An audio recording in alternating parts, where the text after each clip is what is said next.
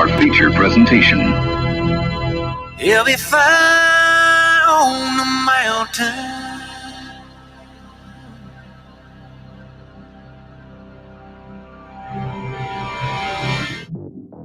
JB and Darren on the JB and Goldwater Show. Line drive right field, base hit. South Carolina wins the College World Series. Watson, touchdown. Hunter Renfrow. He got him, and it's all over.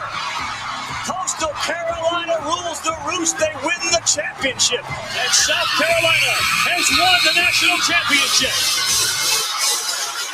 The Senegal baseball team has done it again, but this time the Bulldogs beat one of the top teams in the country. They are giant killers. Get the ball advantage. He does.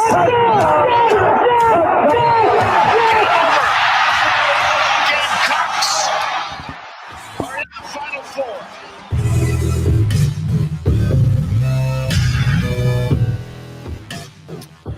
All right, greetings and a good Wednesday afternoon, and welcome aboard the JB and Goldwater Show, live, loud, and online, and driven by our friends and yours at Stokes Volkswagen. Find them at stokesvw.com. Find us on the JB and Goldwater app. You can download that, and it is free. You can watch and listen to our program daily between 12 and 2 o'clock. Always check us out at any other time that you wish or please or whatever. If you can't catch us right here in the middle of the afternoon, you can head to jbandgoldwatershow.com. You can follow us on social media at JB and Goldwater, individually at Sports Media JB and at Darren Goldwater. 843-321-8893 is our phone number, and it is also our text line. You can pop us a note there. You can do what Craig has done as well. Send us a note via any platform you may be on, YouTube, Twitter, Facebook, wherever, and Darren will make you a part of our program. Just like JC Shurburtt and Keith Allsep will be today. JC back in his normal spot starting last Wednesday and right on through football season again, 12:30 until 1:30. We'll wrap camp for the Gamecocks. The preseason stuff is over. It's all about starting to get prepped and ready to go for game one against Eastern Illinois next Saturday, September the 4th. We'll also take a drive around the SEC and start to kind of preview this league with JC. Obviously, he covers South Carolina, but knows what's going on elsewhere in the Southeastern Conference inside and out. We'll look at some of the early SEC versus SEC matchups, some of the non-con matchups that maybe aren't on the radar. Everybody's got Georgia and Clemson on the radar. I get it. But what about some of these other ball games, and how important are they to some of the teams in the Southeastern Conference early in the year? What coaches have pressure on them, and how's pressure defined for some of these coaches? What exactly does it mean? Kirby Smart has pressure on him, but how's that different maybe from Coach O's or somebody else's? We'll get into all that with JC. And then part 9, it's time for Carolina football with Keith Allsep, host of the Locked on the Gamecocks podcast. We didn't get to a couple of things yesterday, so we're going to try to get them back in today. Group of 5 teams that could make the playoffs. There might be more than you think, maybe. We're going to get to the Braves in a little bit. Dave Wanstedt might have told us exactly what's about to happen to the Big 12. I'll read his comments here in just a little bit. And, of course, yesterday the Alliance made a big announcement about nothing. So we'll talk about that coming up here shortly. But first and foremost, another fine gentleman dressed in black, Darren Goldwater. Yeah, it's slimming, right? Isn't that That's what right. they say? That's exactly right. Even though it wasn't on John Rahm in the opening round of the Northern Trust. Yeah. So it's funny to me, SEC fans, and you are absolutely in this list of what's funny to me, how much the view and the perception of what's going on with the Alliance is just this laugh off. Like, it's good for college football what they're trying to do. I don't understand why the SEC fan base, for lack of a stronger term, isn't willing to accept, okay, we've done something good, now they're doing something good. Instead, you're like, we did something good, ha ha, look at what they're doing. I don't understand the back and forth, but we've got a lot of time to talk about that. What are they doing? They're making sure. So I think Mike Morgan put this very well yesterday. Fear is a motivating factor, right? So is there fear? Of course there's fear, because you can trust what's coming out of Greg Sankey's mouth if you'd like, or you can have a much broader understanding of this guy is probably the most powerful person in the sport, in the most powerful league, not in it, leading the most powerful league in the sport. So anything he says, you got to take for face value. So if he says we're not actively out there looking for more, okay. But he'd be crazy. He'd be nuts if he hasn't at least explored that possibility, whether or not that's realistic or on the front burner or back burner. He'd be nuts if he's not actually, and I've been saying this since this whole thing started. Mm-hmm. So the point of this whole thing is to make sure that there's an equal amount of pie left for the rest of the group that breaks away, whatever that group is. And they're saying this 3-conference group right now is going to break away with the SEC and whoever else. And they want to make sure there's enough piece of the pie there for them to stay on equal footing collectively with the SEC, so that the SEC doesn't just run away and hide. It makes all the sense in the world, but there's all this, who cares? Like, nothing's going to happen right away, because it can't, because there are schedules way down the line, because the playoff situation is locked at the moment by ESPN for another, 4 or 5 years. So they want to make sure that they have an equal part of this pie. And if this is about voting together, great. If it's about scheduling together, great. But it makes all the sense in the world to say, okay, listen, we understand. Let's just call him the big bad boy over here, because if it's fear, then that's fair. Mm-hmm. We understand what they're doing, so let's make sure we move with them. I mean, so for as a Big Ten fan, I can look at the SEC and say, I get it. I see what you're doing. It makes all the sense in the world to me what you're doing. It also makes sense what the alliance is trying to do to move forward together. But they don't have an agreement, right? They looked each other in the eye, shook hands. True. But so any alliance can be broken. I love that. Right? We looked at each other like men. Did you? Any alliance can be broken. There's no contract. It's a handshake at best, or it's an look in the eye at best. I get it, but it makes sense for all of these guys to stick together. Yeah, I guess my question is, like, if you don't want the SEC to do something without you, why not just include the SEC in this? Because the SEC is a part of this. They're just not in the group, but they're moving alongside of them.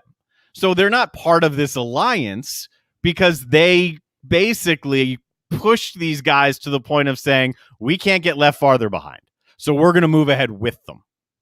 So the SEC is part of this. They're just not part of the alliance. But the only reason this is here is so football moves forward together, not so that the SEC runs away and hides.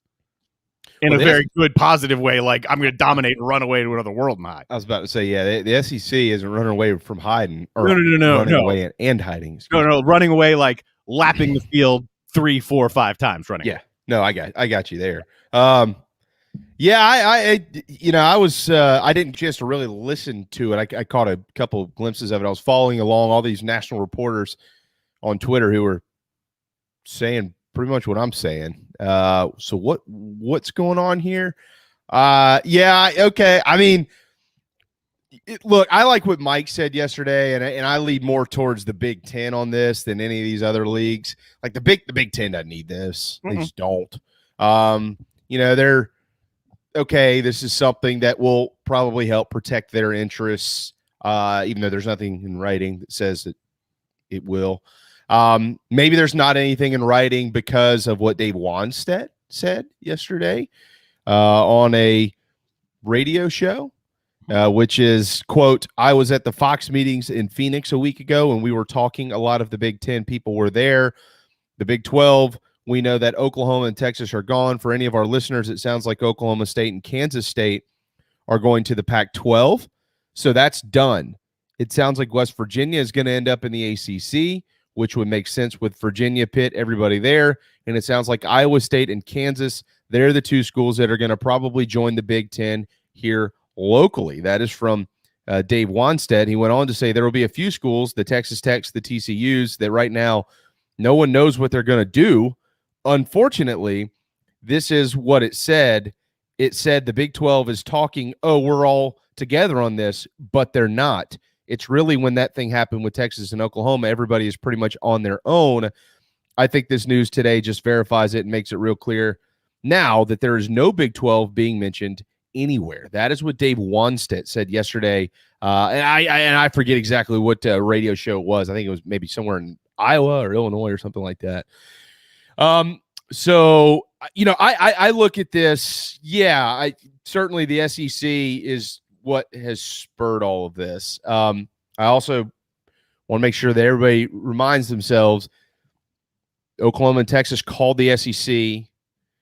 Had they called any of those other leagues, they would have all picked up the phone and they would have all rushed to make this happen as fast as they possibly could. Mm-hmm. Very clear. And you're not saying that that's not true. Not at all. We all know that that's true. So I think that this is this handshake agreement. We looked each other in the eyes like men. We're men. We looked at each other. Okay. I think what this is basically, hey, if you hear anything, let me know. We want to make sure we schedule together and things like that, but I'm not going to pluck your teams. You don't pluck mine. You don't pluck his. He doesn't take yours. And then, but let's make sure that we don't have any of our teams. Look, we don't need Ohio State going to the SEC. We don't need this.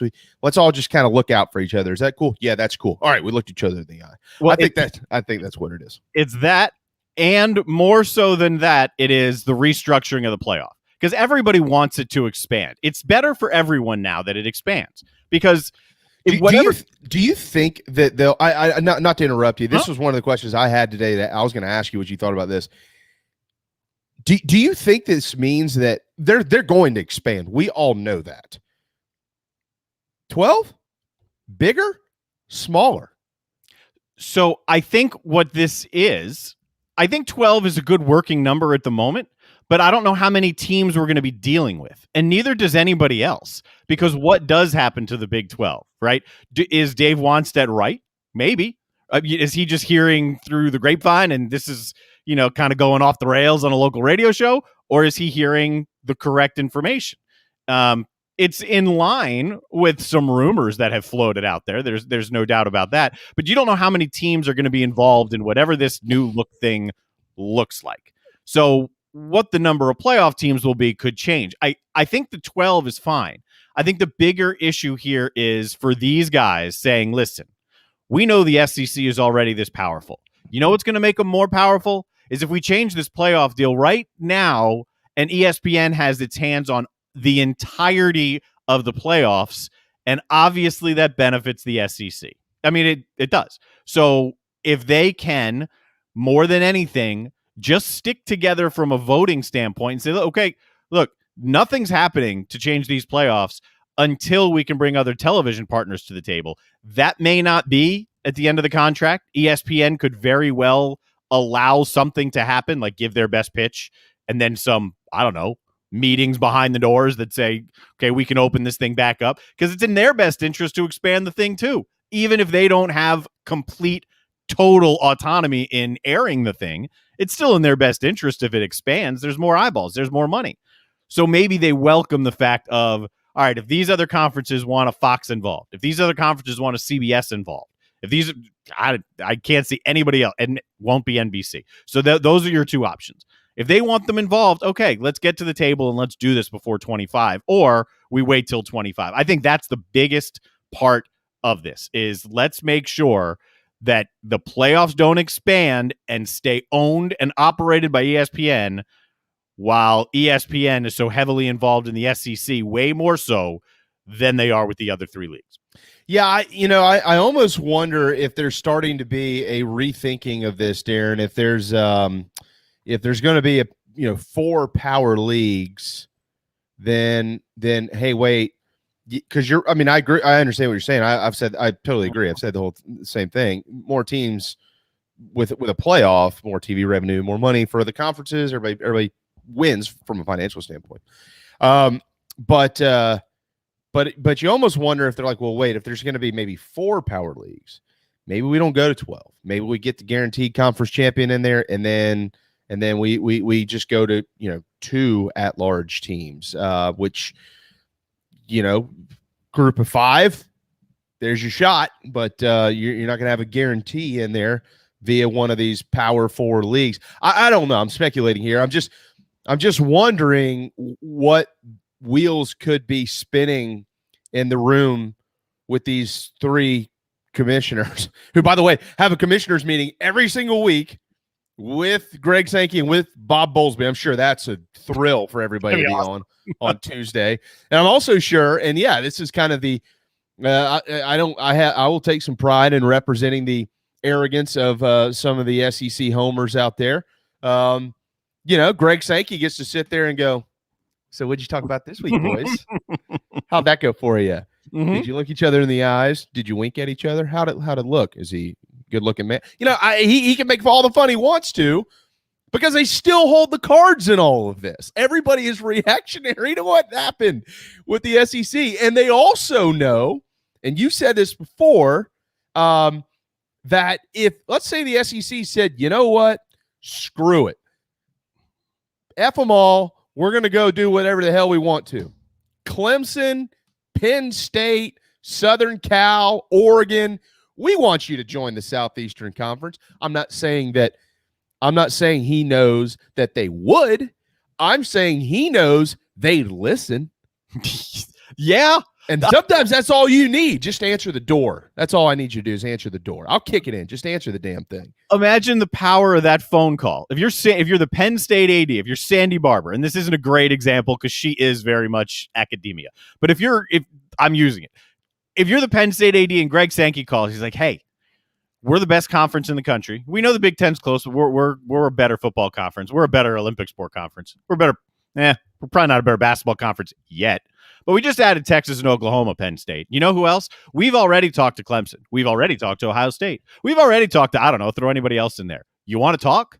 What are you going to say? No? Exactly. So that's what I've been saying the entire time. It'd be asinine for Greg Sankey to not have already done this, to at least poke the bear, at least throw exploratory things out there and say, hey, what might this become? And that's part of what this alliance is. They're saying, listen, I understand what's being said. What's being said is the SEC is not going and poaching teams. Teams are coming to them. I hear what they're saying. But let's also be honest with ourselves and understand that if the SEC wants to go out and say, hey, you know what we're going to go do, they can do it. Yep. So if this alliance can stop it, if they can say, listen, let's move forward together and give compelling reasons why that should happen, as opposed to this SEC take over the world. And I don't think they'd want to do that, but they can. Yeah. Then that's the purpose of this. So for the fans of football who's, man, I hate where everything is going, the alliance is better for you than a non-alliance, because if this alliance doesn't exist, then there's more of a chance that this is just one league of 40 or 50 teams, and it's just completely different than anything you've ever seen. With this alliance, at least there's a hope of 4, maybe 5 conferences that are a part of this. Yeah, I want to be clear. Like, I'm definitely making fun of what happened yesterday. There's no doubt about that. But I'm making fun of what happened yesterday. I'm not necessarily like against the idea of 3 very young commissioners trying to protect the interests of their league, because if the shoe was on the other foot, you better bet your rear end that the Southeastern Conference or any other league out there is going to come up with something to protect their interests as well. Because once again, here we are. We don't have a commissioner in this sport. The NCAA has no idea what to do in these situations.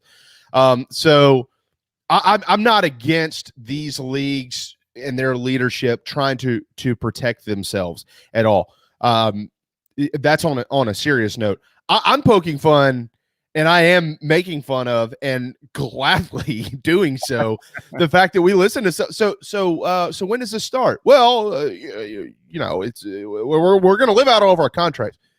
Well, the ACC TV deal runs through 2036, right? Well, that's correct. So what does that mean? Well, we're going to keep playing our games. Yeah, I get that. but it's 2021, and well, do you have a signed agreement? Yeah, well, we looked each other in the eye. Did you? You did, huh?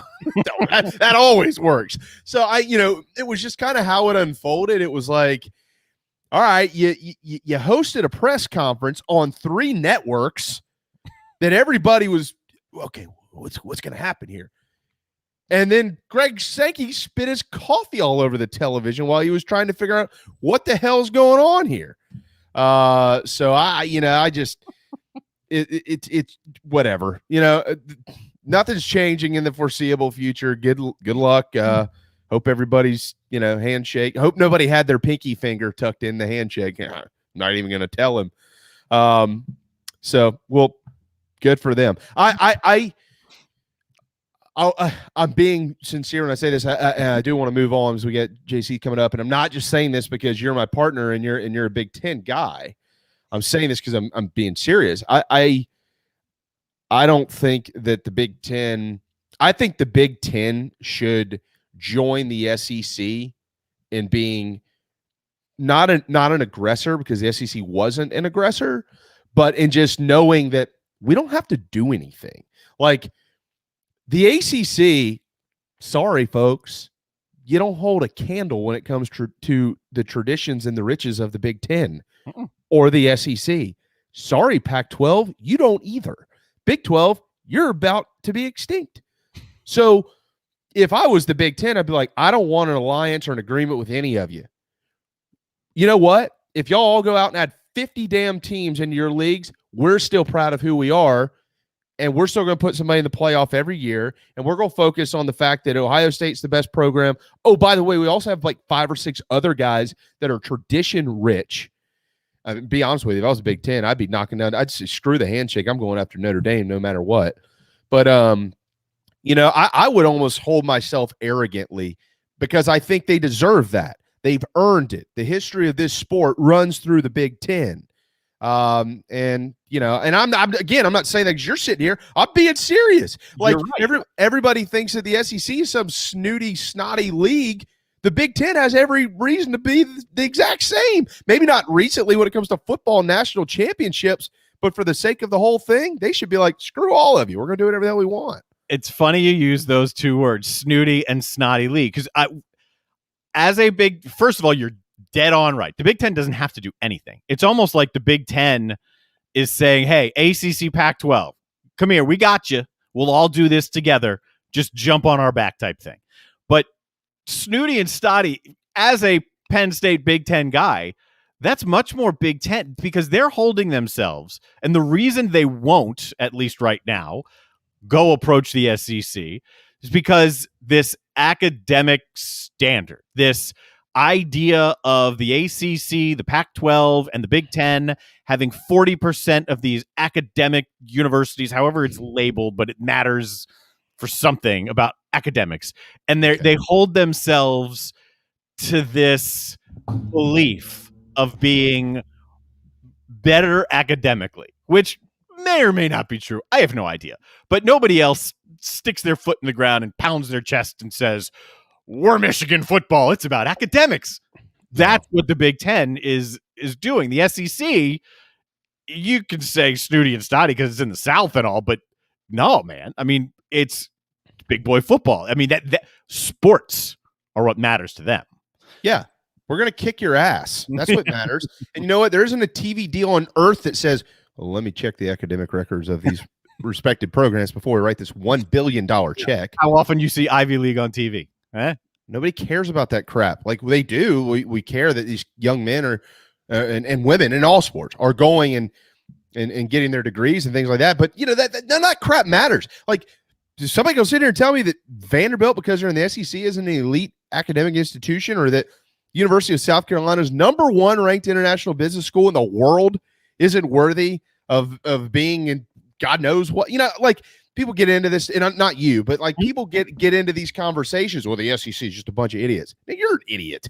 Like, that's not true. It's just not. There might be some better institutions out there or whatever. We're talking about sports and the TV revenue that's going to be tied to all this crap. Nobody cares about that junk. Look, at the end of the day, these are massive universities. It's not like they suck academically. If you go there, you're going to get a good education, right? That's all of these schools fall under that umbrella. I get it. Some may have higher rankings or whatever, but you're going to go get a good education. Yeah, I mean, except for Ole Miss, I get it. Can you spell your first name? Can you spell your last name? Oh, yes, I can do that. You're good. Come on in. So I'm just kidding, Rebel fans. I'm just kidding. You got Lane Kiffin. Everything's going to be fine. All right, 12:25 on this Wednesday afternoon. Now that we've kind of poked fun through all of this, this is not funny. Freddie Freeman was safe. I'm not going to really go all the way down the train tracks on that, but he was, but it's the same old. I mean, I'm not sure why everybody wants to have the same argument that we had last week and the week before that. There's a call all the time. This one just happens to be in Braves country, so I see more of it, where the call in the field, based on the video evidence, is going to stay what it's going to. Let's confirm because the call in the field was that he was out. If he called him safe, guess what? That would have been confirmed too. It did look like he was safe, but somebody in the booth decided that it was just too close to be able to overturn it, so they didn't do that. So, replay. Darren, you almost wonder: is there a way in all these ballparks to get like golf? In golf, how they have the cameras that surround the tee box. Yeah. Can we do that in baseball? That surround home plate or surround the backside of home plate, and you get 60 different images of it. Bam, bam, bam, bam. Yes. For postseason and all-star games, you get that, but that's it. So, and it would be much more beneficial if you could get it more often, because, like Keith just said, MLB replays really, really bad. It's been going on all year. I mean, look, you put the headset on, you talk to a guy in New York, and how many times have we seen it this year? It's been pretty damn consistent this year that calls that should have been overturned have not been overturned. It's been pretty consistent. Meanwhile, the Yankees, 11 straight wins. That's the third time since the 60s that the Yankees have done that. That's it. The Braves are still 4.5 up. I mean, a couple of losses in a row. And look, if that run counted last night, it didn't guarantee a win for the Braves at all. Everybody's arguing about whether he was safe or whether he was out or whatever, but it wouldn't have necessarily guaranteed a win for the Atlanta Braves. So, yeah, but it's once again, it's replay. They got to figure out something. They're either going to have to invest more money into the replay system. I'm one of the I don't care less about replay, especially in baseball. I miss the days of the coaches running out and spitting all over the umpires, kicking dirt all over the place. Like, I like that anyways. I like seeing guys get run for plays, for calls that they know are right or that they know are wrong. They're going to argue it anyways. I enjoy that part of baseball. I wish it would come back. Some of them still do it. But you know what I think? I hate to say this, Darren. I just think they need to invest more money in replay. Every ballpark probably needs, honestly, like 5-10 more cameras, especially for plays like this, plays at the plate, fair foul plays, things like that. Maybe they end up putting little microchips in the bases or something. The base lit up red. He's safe. I don't know. I don't know what's going to happen. I don't know. I don't know if we'll get a Bed Bath & Beyond either, but they're just going to have to invest more money because you can't have a replay system that doesn't work. Just be careful, because if they start investing more money and putting more cameras into enhance replay, you know what they're doing as they do that in robots. Umps are gone. Right. Yeah. Exactly. And that's when I'm done. I'm done with baseball if they go to robot umpires. It's over for me. I will not watch another pitch. I will say that publicly right here, and I will promise you I hold myself to that. I'm done. They go to home plate umpire or any robot umpires, it's over for me. I don't want to watch it. The human element matters in sports. And but right now we're in this weird crossroads between the human element and technology, and technology is supposed to help correct the human element.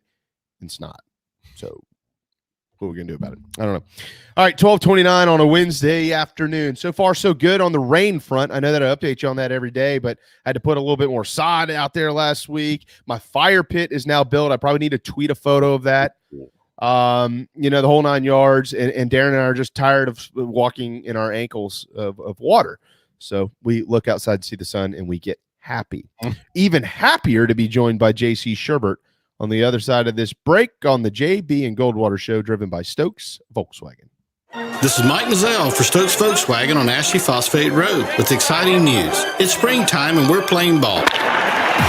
Most dealerships don't have any inventory, but at Stokes Volkswagen we do. So we're playing ball on every new Volkswagen in stock. Every new Volkswagen available with zero down. Qualified buyers can sign and drive with interest-free financing for 60 months. Remember, Stokes Volkswagen on Ashley Phosphate Road is the fastest, easiest way to sell your car and get the most money for your trade. Plus, we'll take any trade in any condition, paid off or not. Is your credit in a slump? Strike two. If you've got $500 down and you make at least $2,000 per month, car lenders can get you approved. So if you want to strike out, that's okay. But if you want to hit a home run and save on a new Volkswagen, come see us today at Stokes Volkswagen on Ashley Phosphate Road or StokesVW.com. $1,666 per month per $1,000 borrowed for 60 months at 0% APR with zero down. Plus tax tag. Includes $499.50 administration fee. Subject to VCI credit approval. Expires month end. Peace and love at Stokes VW.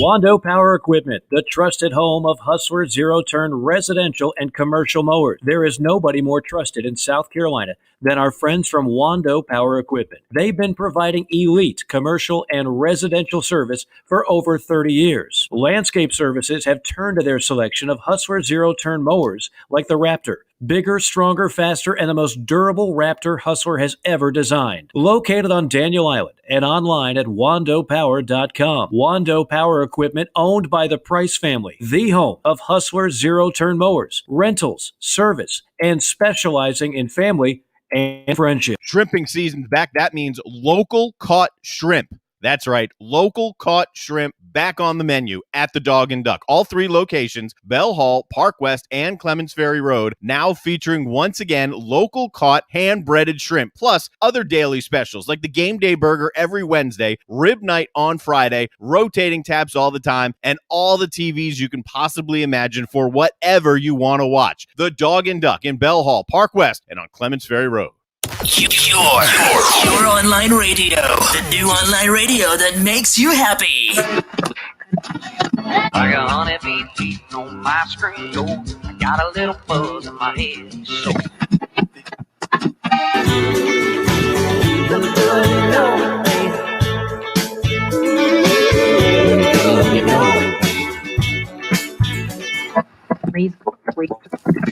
Cause we come from a long line of sinners like me. La-di-da,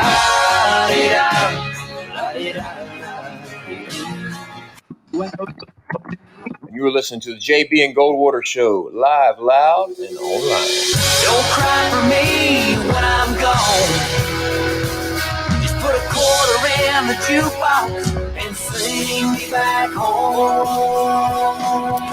Look, I don't blame all of you that don't want JC, Darren, and I to talk when the Chief comes on. I get it.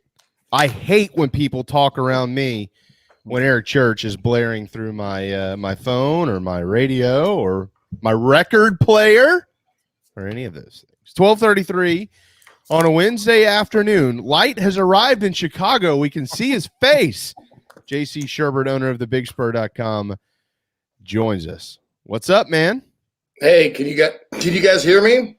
Oh, yeah. We can hear you. All right, Can you hear me now?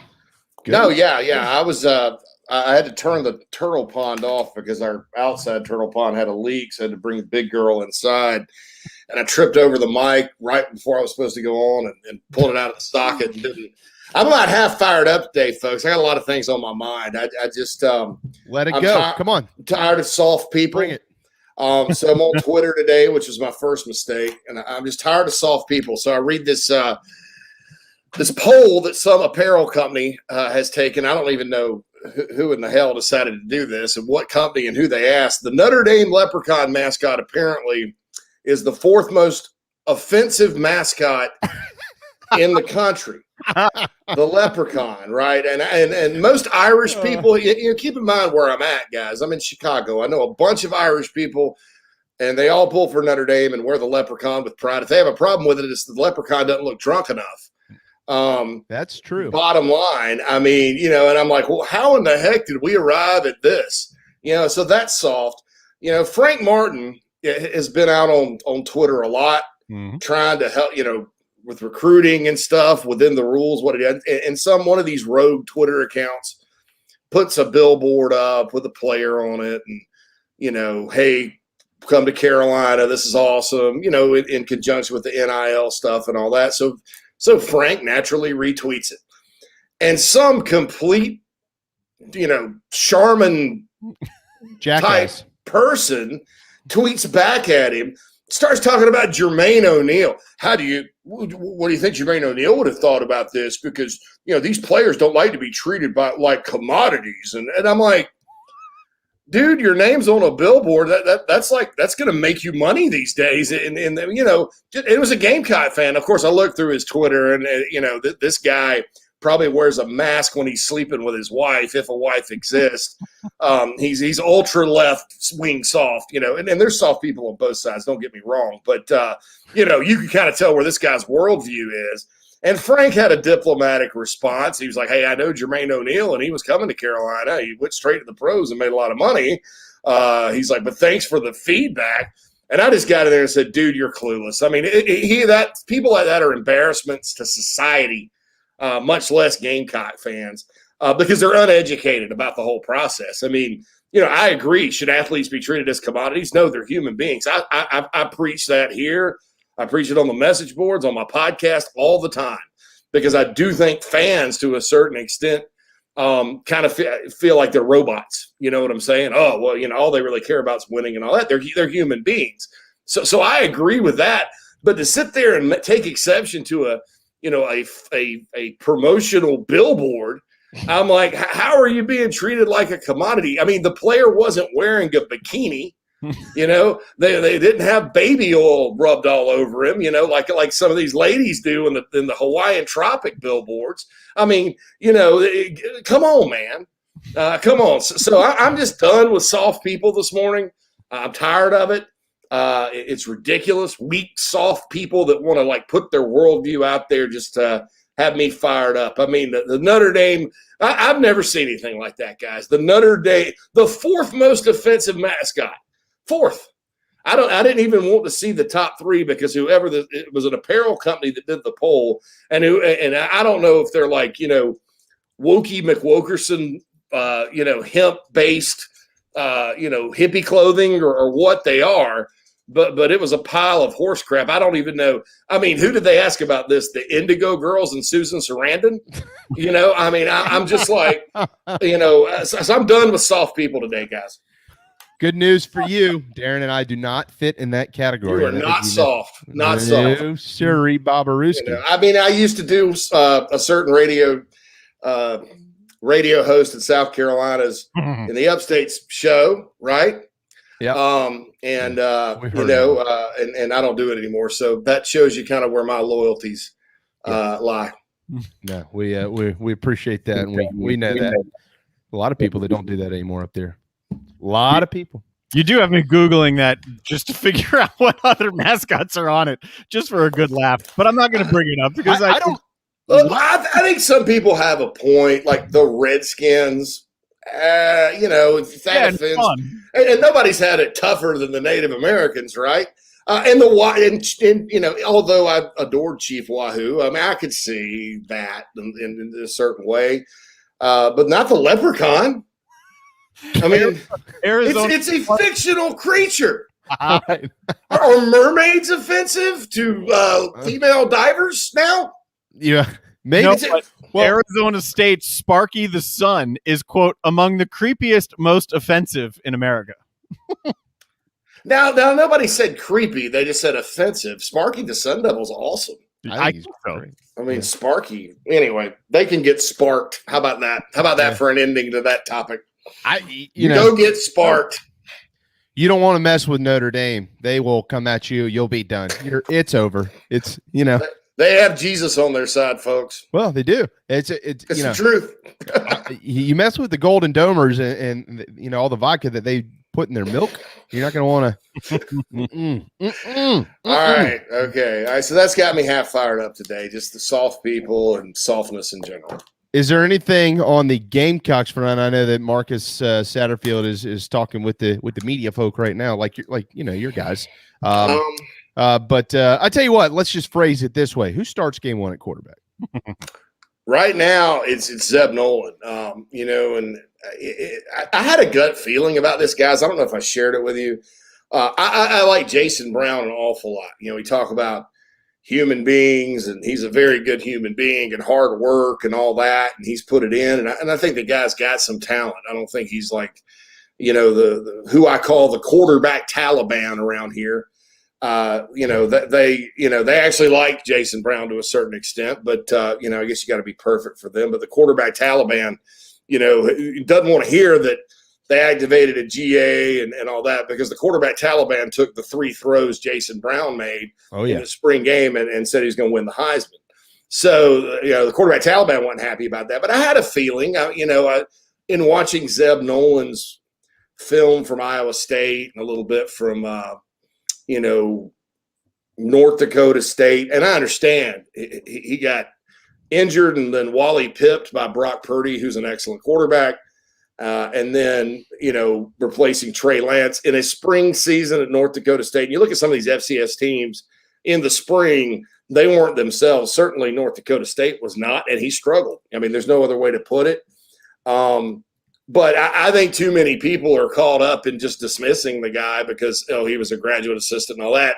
And then a lot of people, the quarterback Taliban, they got their hopes up so much because they thought Jason Brown not only would be the shoe-in as a starter, if Doty went down, but that he was actually going to beat Luke Doty out, which was never happening. So, their feelings are hurt, and because they have their own opinions about quarterbacks. Going back to Jake Bentley, these guys say all the time, Jake Bentley was horrible, horrible, right? Not Jake Bentley didn't live up to lofty expectations. Not that Jake Bentley was inconsistent, which is all true. Jake Bentley was horrible. Okay, horrible. And then God knows what they've said about Colin Hill. So, that group, they're obviously not happy about it. Then I think there are others that, don't understand that, this team is not the same team that took the field against Kentucky and Georgia and Missouri at the end of last year with 52 guys. You could list the guys that are back and healthy and back in and newcomers and all that and see it's a different team. They can't let go of that. They think it's the same team. So it's now like 2-10 is their prediction. And it's just because Zeb was a GA before they reactivated him. Now, here's reality. Zeb has outperformed the other quarterbacks. I mean, he's moved the team better. He's executed the offense better, et cetera, et cetera, et cetera. That's just a fact. If you ask me personally, who would I be pulling for to win the job? I'd be pulling for Jason Brown because I like him. I think he's a good kid. I think he's worked his butt off over the summer. I think he's got, a lot of, moxie and confidence and things of that nature. But if you're just not getting it done, I mean, this is a meritocracy. If you're not getting it done, you're just not getting it done. If another guy's better, because Jason Brown has improved since the spring. People don't understand he was 4th string. Now, we didn't expect him to stay there, but he was 4th string going into the spring game. He got the 2nd, and that's where he remains. So, they have not named a starter yet. I do not think, based on my latest intelligence, that Doty will be back for Eastern Illinois. I think he's, working toward getting back, and he's improving every day, but I don't think you risk it. And so right now, Zeb Nolan's going to be the starter. So, JC, no, point one per your comments here. Point one is this. This should kind of tell everybody exactly how big of a difference there was in QB1 to everybody else. Everybody that thought what they saw in the spring game was, Jason Brown and Luke Doty was terrible. Got bad news for you. Luke Doty was way ahead as the starting quarterback at South Carolina, and it wasn't close. So that's point number one here. Point number two, and I think we need to remind ourselves, is Luke Doty is still a starting quarterback. He's not done forever. So the purpose of this decision, the way that I view it, is who's not going to do anything dumb in week one or stupid to get us beat. And maybe week two, because JC, I had been told long before, a couple weeks, I guess right after this injury, and once we kind of actually knew what was going on, Go ahead and circle the Georgia game just to be on the safe side, but more than likely Doty will be back before that, which I think we all are starting to think we'll probably see him before East Carolina. So it's not about replacing Luke Doty. It's about who's not going to do anything stupid to get us beat while Luke Doty is out. Oh, by the way, we're all trying to still develop this quarterback room.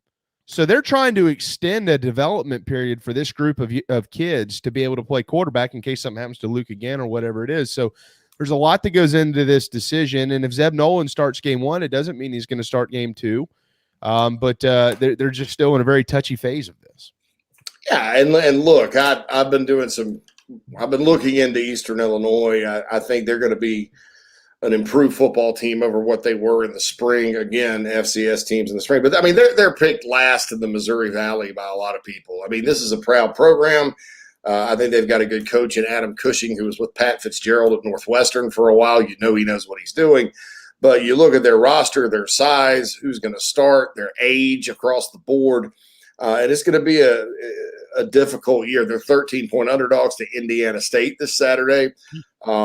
Yeah, and they may surprise and win. That's actually kind of a rivalry, believe it or not. Charleston, Illinois, and Terre Haute, Indiana. Or I think I'm saying that right. It's where Terre Haute, Indiana, where Larry Bird went to school. It's not that far. They're not that far from each other. But this is a game where I think Jason Brown's going to get some snaps. Colton Gauthi year 2, probably all of them. So, in my opinion, what you want out of Zeb Nolan is efficiency. You want to be able to distribute the ball to your playmakers. You want to be able to get up comfortably in the game. And then, that's part of the beauty if you have a blowout win, is that everybody gets to play. And then everybody's happy going into next week. I mean, that was one thing, and I probably was not as critical as the previous staff as I should be. That was one thing that drove me crazy about them. They would get up in a game and then turtle down against a lesser opponent and then leave their starters in. Yeah. And I'm like, if you're not comfortable with the 21-point lead, maybe you should try to score a couple more times and then let everybody play. Hey, well, there you go. That's a pretty good deal. Yeah. And, and so that was a criticism I probably should have mentioned. Of course, they didn't have very many blowout wins, but so I think that's part of this kind of game. I don't know. On paper, Eastern Illinois is probably the worst team that's come to Williams-Brice since Charleston Southern in 2019, and that was a 72-10 game. And yet, Helinski stayed in that game a long time to be in. It was crazy. But, I don't think they match up well with South Carolina. That being said, in openers, crazy things happen. If you turn the ball over, then that narrative can change quickly. This is a program that's lost 19 of 27 football games. A lot of those guys are back and have been on those teams. And you start losing confidence, then that's when shocking things can happen, and then the crowd gets negative and people are booing and Ray Tanner, people start, Ray Tanner, and that just doesn't need to happen. So that's why Zeb Nolan is starting in the big picture. But the reality is that if Jason Brown had moved the team better, Jason Brown would be starting, not Zeb. And Zeb has just simply been better in practice. And, I think this should serve, instead of the quarterback Taliban saying, this is an indictment on the system, or this is not fair, or this, our quarterback room sucks all of a sudden is what they say. I think what you look at, you got to look at it like this. This just proves that Luke Doty was the guy that they've, designed a lot of the offense around his skill set and things like that. People forget, because they focus on the wrong things, that Luke Doty was a top 100 prospect out of high school. It's funny because the quarterback Taliban also puts a big emphasis on star ratings. But never mind Luke's rating, people forget that he's a guy with a lot of talent. And no matter how many times Marcus Satterfield or Shane Beamer have said it, nobody wants to believe it. It was a year ago at this time, JC, that everybody was bitching and moaning at Will Muschamp for not playing him at quarterback. Everybody wanted to see Luke Doty at quarterback. It was Luke Doty. And now I think we're back there. I think people have started to come around in that sense, right? Of, well, yeah, okay, wait a second. Maybe he actually was the best guy that we have. But when you got into the spring, you saw him play, in the spring, and you see Jason Brown throw 4 passes in the spring, and all of a sudden, well, we don't need to worry about Luke Doty. But 8 months before that, it was, well, why are we playing all these other guys? We need to play Luke Doty. So, nobody knows. I mean, you're right. The quarterback Taliban, that's a good term. Nobody really knows. They don't know what they're talking about. Here's what we do know. None of these guys are going to be successful. I don't care if we put Peyton Manning in there, unless the folks around him are able and ready to go. Coach Sat just a little bit ago said he's hopeful that EJ Jenkins can go in game 1. I guess he's been a little bit dinged up, JC. So that's another injury note to keep an eye on. Nothing apparently serious that would keep him out for a long time, but potentially maybe Kevin Harris, maybe EJ Jenkins not in game 1 could make things a little interesting. But we kind of have the feel of who the starters are going to be now at wide receiver, right? Joyner, Van, Brooks.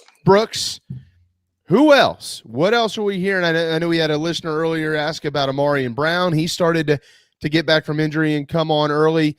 Juju McDowell. Give us the names. Give us what you've been hearing, not necessarily about the starters, but the rest of those guys as well, and what we should be paying attention to. Yeah, I don't include Juju McDowell or Jaheim Bell or EJ Jenkins or Kevion Mullins when I'm talking about receivers, but there's a good chance they're going to be, catching passes. Juju's been working with the running backs. To my knowledge, he hasn't been with Steps group. Now, could be that they're secretly doing that. And he's certainly capable. He's a big play weight. And every time I talk to somebody, they talk about, Juju McDowell, this, that, and the other. Just at receiver, though, Amari and Brown, he was in COVID protocol. He got behind. He was behind because of the injury at the end of last spring. Contact told me on Saturday that he's coming into his own. He's a little rusty, is my understanding. In practice last night, he's a little rusty, but he's there, and I think he's gonna make some plays. The best thing that can happen for him is he gets in the games next Saturday night, and some good things happen for him, so he can continue to get acclimated. I heard Trey Smith had a really good practice yesterday. As we know with him, you have to watch the snap count, because he hadn't played in a long time, health-wise, all that good stuff. But the top, you nailed the top 3, Van, Brooks, Joyner. Good news is Van has not dropped hardly any passes in practice, and that's been his big bugaboo over the years. So he's just waiting for the games to start, huh? Yeah. I'm just kidding. I haven't given up on Xavier Legette. Yeah, But he missed a lot of time, and I thought he was coming on. If you watch the Florida game last year, Vandy game last year, games 2 and 3, he was starting to kind of pick it up. And then we didn't hear from him. And then, the previous staff wasn't really interested in telling you that someone was out for a long time. And so when Bobo took over, he finally goes, oh, yeah, Xavier's been out for like 2 months, and then he missed spring. So I hadn't given up on him either. They like this Mangrum kid, the walk-on from Eastside High School. Peyton Mangrum, I think is his name. They like him a lot. And, I think he could get some snaps. Trey Atkins is hurt, so he's probably out. But, you sort of look at this receiving corps. If I forgot somebody, please forgive me. Rico Powers, Jakari Caldwell, people ask about them. My understanding is they need to get more consistent. So that's probably what you're looking at. You're probably looking at Joyner, Brooks, and then Van. Now, coming out of spring, I thought I had some questions still about Van. I thought Joyner and Brooks were probably safe bets, but Van's really worked hard and solidified. So that's kind of the deal there. So I think, to get past Eastern Illinois, South Carolina will have enough. But, you mentioned EJ Jenkins. It's going to be important for him to get back because he and Jaheim Bell and guys like that are going to be big. Nick Muse is going to be a big part of this offense. They're just not receivers in the traditional sense. Neither is Juju McDowell. He's a running back. But I have a feeling that they're going to be pretty creative with how they try to get that guy the ball starting Saturday night. we'll save the defense for part of the second half of the conversation. JC, if some of these guys aren't 100% before the game next week, would you anticipate seeing them in the game? I mean, obviously it'd be great to get them in there, get their feet wet, get them moving around and things like that. But you also have Georgia 2 weeks later, and then you've got the ever important Kentucky Wildcats ball game to play in week 4. So, and by the way, that don't misunderstand any of that for skipping over East Carolina in week 2. I know that what stands there in week 2. I'm just talking about the SEC. So, would you anticipate some of these guys who've had a couple of issues being held out? I think that it kind of depends. I think that, what is the extent of it? Are you hurt or are you injured? If you're nicked up, if you've got a sore arm, let's just sore arm. Let's use that as an example. But you could tape it up and go play. I think at least for a few series, you're going to get in there and play because there's nothing is a substitute for playing another opponent. You can scrimmage all you want. At some point, after going against your teammates for a few weeks, you start to realize their tendencies, and it's mental, it's muscle memory, and you're not getting a look. It's definitely not the same. And so, but if it's a person that, like, let's say is getting treatment, let's say there's a chance this guy could go out there and he could play, but he could really aggravate his injury and then be out for an extended period of time. No, you don't take that chance.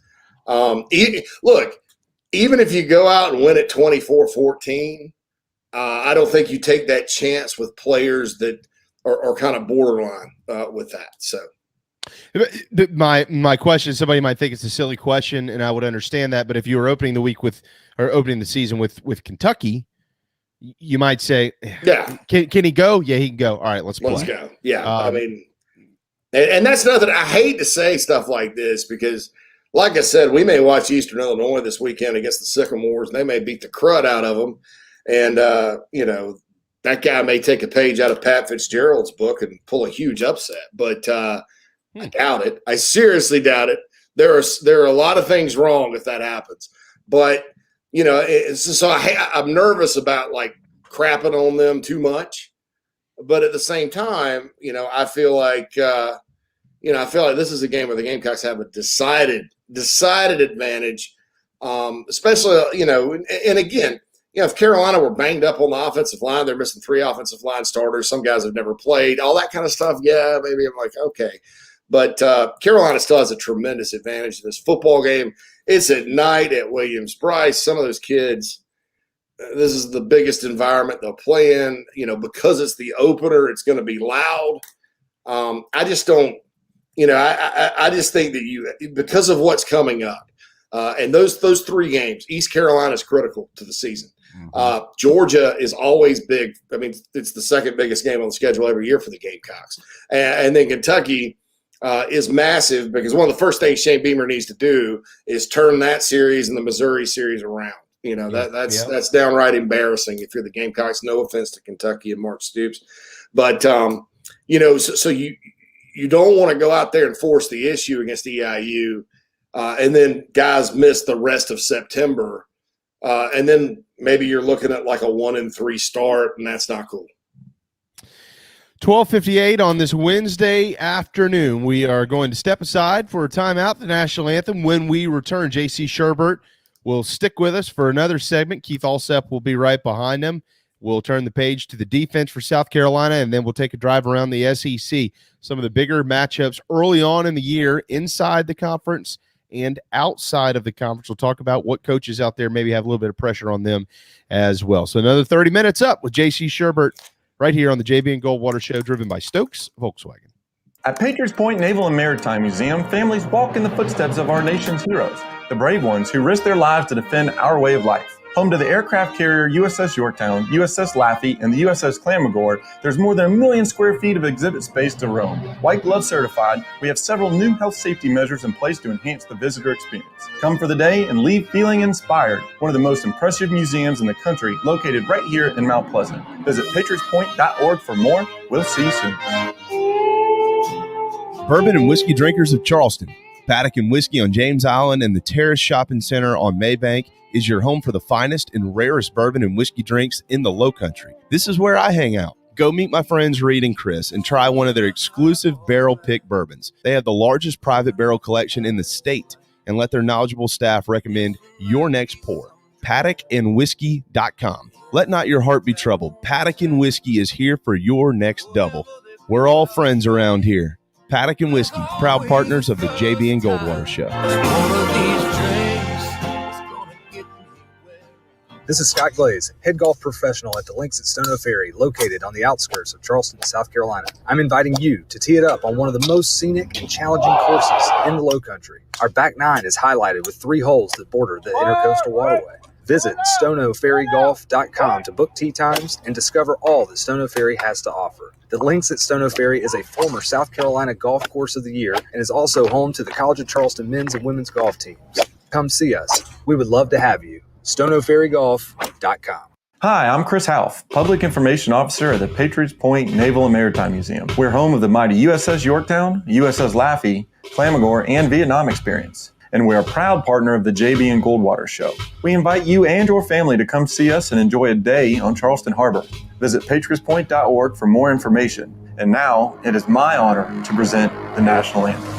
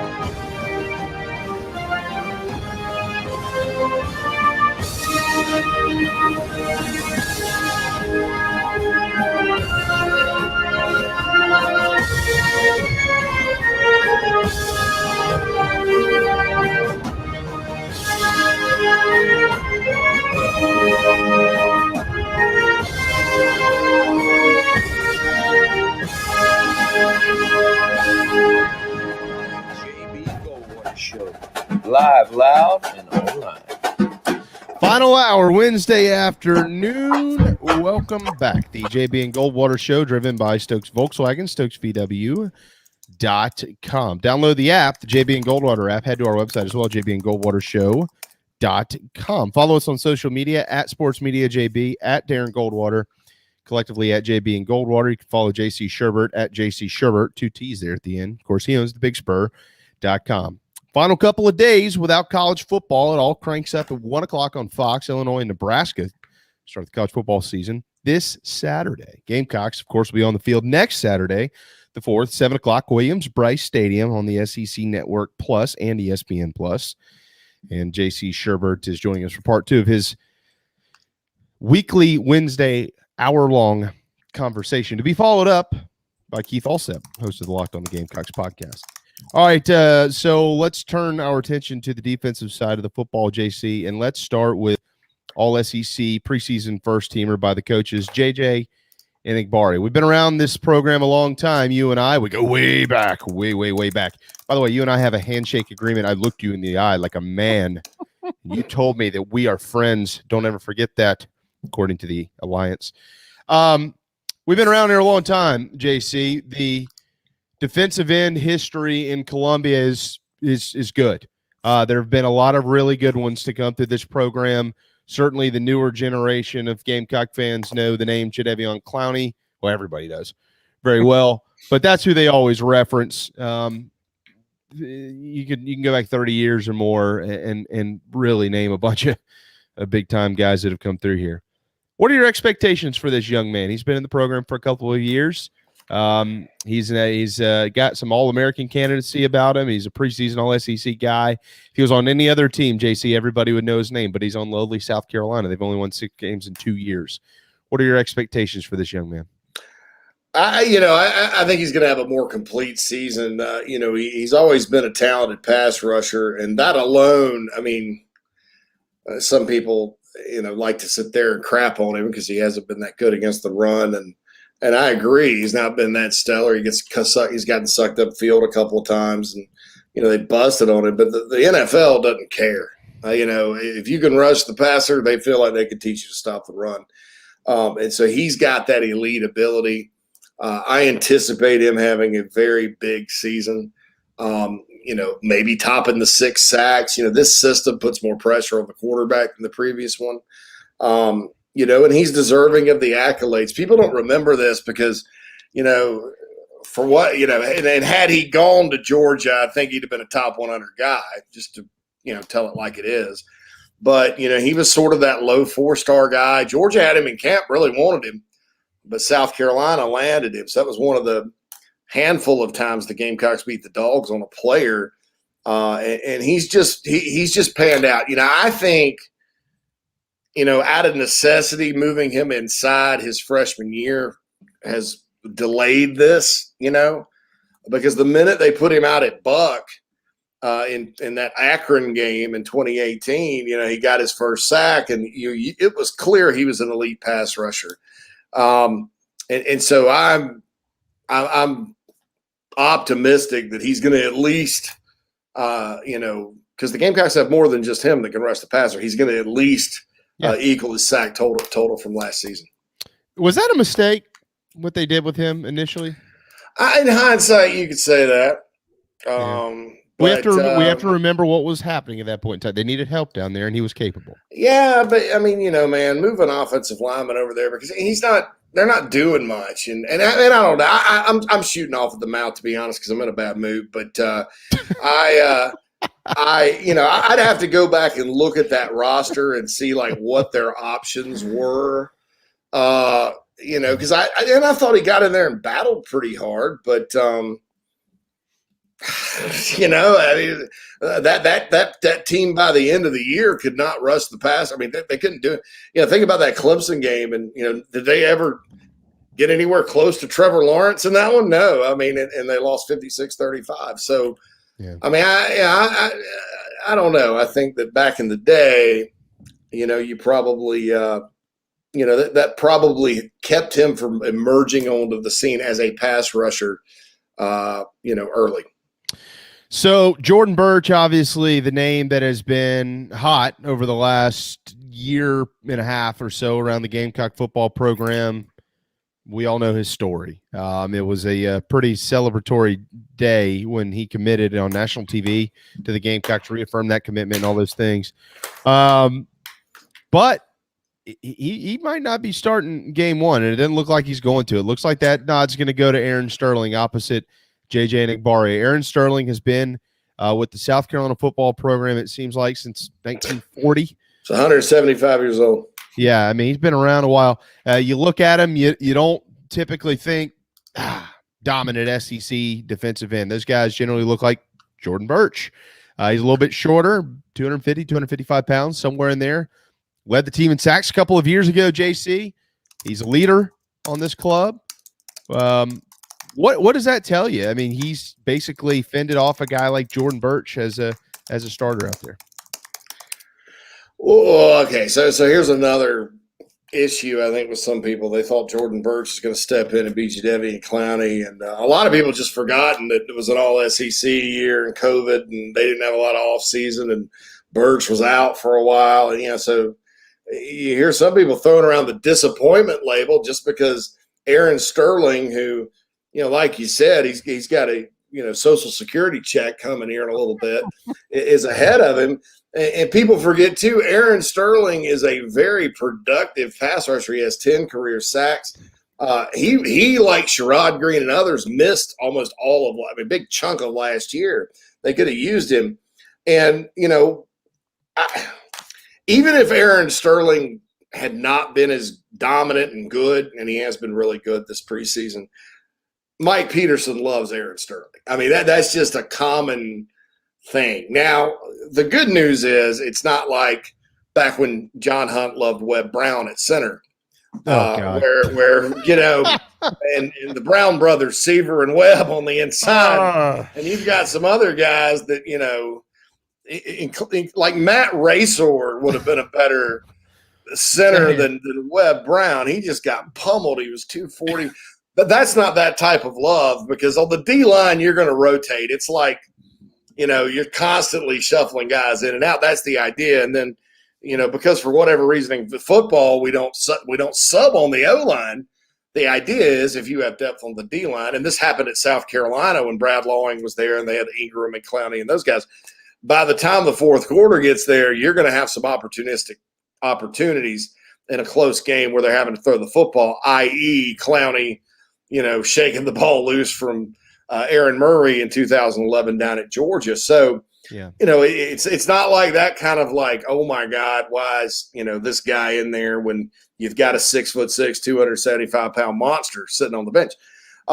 Birch is going to play an awful lot. Jordan Strong is going to play an awful lot. So is Aaron Sterling, but Aaron probably deserves to start and will, and I think, the production there, again, keep in mind, he's been productive. He can get to the passer. He's a tough, hard-nosed kid. He's gained some weight or lost some weight. No, he's gained some weight and has always been super strong. And he's healthy again. That's another thing people just kind of forget is, man, they had a lot of injuries that people didn't even talk about. And these guys are back. So Sterling's going to start. Birch has had a really good preseason. I talked to a contact on Saturday night that just raved about him. And I'll tell you, people have to look at this. And the one thing a great source on Birch during his recruitment said before he committed to Carolina, signed with Carolina, he'd already committed, was we have to keep people from the comparisons to Clowney. Yeah. Because that's what people want and expect. Well, I'm gonna give you, those of you that want to, and I don't have a catchy nickname for these folks, call them the impatient group. Those folks that want to say that this is the year to maybe think, hey, Jordan can come in and be like Clowney was his freshman year in 2011, make an impact, may not start, but will make an impact. And I think that's more realistic for this season. Just knowing what I know about Birch and how little he practiced and played last year because of COVID and other stuff, we're really just because of COVID. That put him behind. And he's not Jadeveon Clowney. He's a guy that was always going to have to develop. Yeah, Clowney's a generational guy. Jordan Birch could be an All-American. Don't get me wrong. But he wasn't just going to roll out there and not having been through the offseason and, have missing fall camp and all that. He wasn't just going to roll out there and dominate like Clowney probably could have even without practice. So, people have to be patient. But if you're looking for that kind of impact like Clowney made in year one, you really need to consider this year one for Jordan Birch, because with all the crap going on last year with him specifically and other defensive linemen, and all that, there was just no way that he was going to go in and do the kind of things Devion did as a freshman. I would JC Shurburtt with a big Spur. I would honestly, I'm not saying that people, are going to step into some laboratory and on the other side of it turn out to be somebody totally different.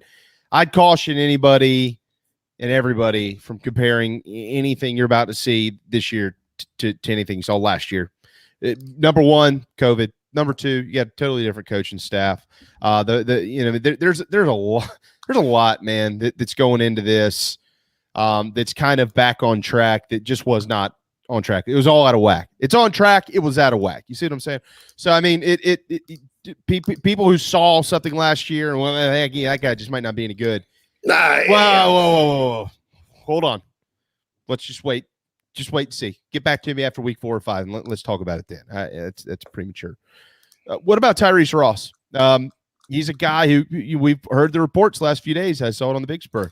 He's a big bopper, man. He's going to come down and fly around and knock you out. And then today, Clayton White says the same thing. He said he's one of the top 2 or 3 safeties now. He's still just trying to kind of learn the defense. I feel like they're all probably still trying to do that, JC. But I think he compared him to Steve Atwater, as a matter of fact. He's going to come down and knock you out, take your head off. So good. So here we go. You got old Atwater Ross back there. you got R.J. Roderick back there that certainly, say what you want about his ability and coverage, but RJ's fundamentals have left him at times, and he's gone for the big hit and bounced right off of him. But, you got two safeties like that are headhunters back there. And I think Jalen Foster's a tough kid too. And Jalen Dickerson, to his credit, when he's played in games, he's been very physical and made plays. So, and I know O'Donnell Fortune will knock you into the dirt. So that's good because, look, let's just hypothetically say maybe they're not the best in coverage, right? If you can separate a receiver from the ball, that's good. And then just about anything any of them can do against the run is going to be a dramatic improvement over the past 5 years. I'm sorry. With the exception of DJ Smith, Muschamp's first year. And maybe a little Chris Lamont's in there. I mean, South Carolina just really, was disappointing at that position for a long, long time. Nice yeah, no doubt. So, hey, look, and I think that if you ask me right now, gun to my head, JC, what's the position that people should be concerned about the most? I would still say safety. Yeah. And I hate to sound like a broken record. And I know receivers I know there's other issues, but safety to me, man, it's just, you can kind of see the pieces coming together elsewhere. There's just not it's kind of the same guys. So let's say they're not that good, but if they're physical, maybe that makes a difference and prevents some of these big plays we've been seeing. So my question with that, though, and then I kind of want to take a drive around the SEC with you, by the way, next week we get to preview the game. Isn't that great? My question with that, though, JC, is they brought in so many transfers. They brought in a lot of guys who've played a lot of football. Are these guys that have come from the ACC or the SEC? Well, no. I mean, Tyrese Ross did come from the Pac-12. Prunty's gone, and he was a corner. But they have brought guys in who play a lot of football. So is it a talent thing where, look, man, this is something that they're going to probably just have to kind of linger throughout the year. There's just going to be some bad matchup days and things like that. Or hey, they just got to get on the field. These guys got to play, and then they should start to get a little bit better. I mean, which way would you lean in a conversation like that? I would say I'll reserve. I mean, I need to see him play in a game, right? I can project, but look, man, when I was doing recruiting and projecting football, I batted about 600. To me, it's just like, even if it's Eastern Illinois, I need to see him play live. I look at Tyrese Ross, and I'll tell you, internally they got him for depth purposes. But I also, Tyrese Ross in 2020, again, weird COVID year, and the coach out at, Rolovich, that guy, he's a little different. They went from weirdo to weirdo, and in different ways. And Ross they only played 4 games, and Ross didn't play a lot and was hurt. But if you watch him the last year the Pirate was out there, there's not a lot of dudes in the Pac-12 that are, smaller, that are coming up in the box knocking people out, and he did. He was a player that they really liked. 13 games as a true freshman. So, there is some hope there, but I'd have to see him play and in the football games to kind of sort of hash all that out, as far as, do they have a chance? And do they just need to play, or are they same old? And really, what's unfortunate about it is, and we're all guilty of this, the minute R.J. Roderick gives up a pass at all, everybody's just going to go, here we go again, R.J. Roderick. When we know that, other teams are going to complete passes. I mean, and I can't, first time Luke Doty Zeb, first time old Zeb throws an incompletion, everybody, I see, told you, this guy's awful. It's the end of the program. And that's just, or wait a minute, the quarterback Taliban's going, this is awful. The end of the program. Yeah. Cut his head off. Oh, well, I just can't wait to hear. And I will say I'm not making light of what's going on in Afghanistan at all. I just no. I've used that term. You don't need to apply for that. I've used that term for a long time. Like there's a Twitter Taliban, that's out there that's wanting to cancel people and stuff. So I'm certainly don't want people to get offended and think that I have anything but a lot of no, don't worry about it. Patriotism. How about that? I've had a lot of fun nicknames for Michigan in general, so it's okay. It's not an actual thing making fun of the real stuff. I bet they have nicknames for Penn State too. Goldwater, I just don't have any respect because you're not talking crap about Pitt. That's your rival, Pitt. No, and Maryland. it's not. Pitt and Maryland are your two rivals. It's not Michigan. It's not Michigan. Michigan could care less about Penn State. Well, any rival from a Penn State fan's perspective, any rival, that team doesn't care about Penn State because the whole fan base is. It depends on when you went there and who was beating up on us when you were there. You got the border war with Rutgers. Oh God! You've got the border war with Maryland, and you got the in-state hatred with clean old-fashioned hate with the Pitt Panthers, and that's it, man. Michigan cares about Michigan State, Ohio State. Well, Ohio State number 1, Michigan State number 2, and then probably Notre Dame number 3, and maybe even Indiana. Oh, they got to have Penn State above Indiana because of basketball. I'll give you those top 3. Oh, you they don't like the Hoosiers in Ann Arbor. No, I'm just kidding. It is a basketball rivalry, but yeah. So I mean, I'm sorry. Do y'all mind having this? You're showing your age next July because nobody young cares about Pitt in the Penn State fan base. But before everybody that's tuned in to listen to us takes the rest of the day off of this show. Can y'all put this in your journals to talk about it next July when there's nothing else to talk about? I bought a new journal the other day. It's got flowers on it. And it has a Notre Dame leprechaun with a circle and line through it. There you go. Okay, so it's just so offensive. And then I don't put athletes on billboards either. My God, they're just exploited if they get on a billboard. They never did it. Ever. These are not commodities. He's on a billboard. It's not a can of soup up there on the billboard, Anyway, go ahead. All right. Next week, SEC. It'll be Eastern Illinois and South Carolina Gamecocks back on the football field. Man, it's been a long time coming. All right, everybody else is back on the field as well. JC, we know that Georgia and Clemson, they will play football next week, right? In Charlotte. We know about that. So we kind of slide that to the side here. But let's start in the non-con early in the season. I'm saying no, don't move past week 3 here. Give me a non-con SEC game that you deem important for whatever your reasoning may be. Hey, watch out. Hey, this would be a jump starter for this program. Give me a non-con.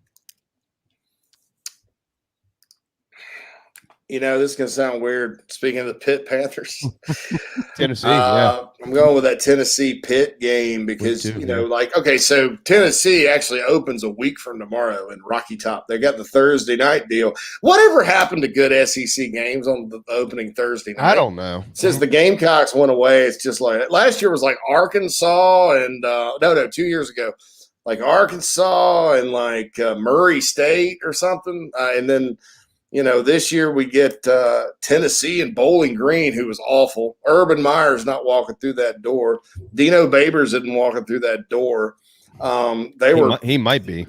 Well, he may want his old job back, but soon, they're not very good. And so Tennessee, with the way Josh Heupel historically has put up big numbers on terrible teams, not good teams, terrible teams. They could come out of the gate 73-3, something like that. So the Vols are back. Woo, shoe buddy. Well, the next weekend they're playing a team in Pitt that's very, very well coached. Pat Narduzzi's got a lot of respect, even though James Franklin won't play him. And they're coming to town, and so there's an opportunity if you're Josh Heupel. even with your roster limitations this year to get people feeling good. And, that's an interesting matchup because what Pitt's going to try to do is run it up Tennessee's bahunkus and control the clock and keep that offense off the field. And Tennessee's going to try to score at will. And I don't really know what's going to happen because I think Tennessee has good enough athletes to track meet them a little bit. But then again, Pitt's probably going to bloody their nose. And so that's a big one for me. Week 3, go ahead. What about week 1 LSU at UCLA? I think that's more about.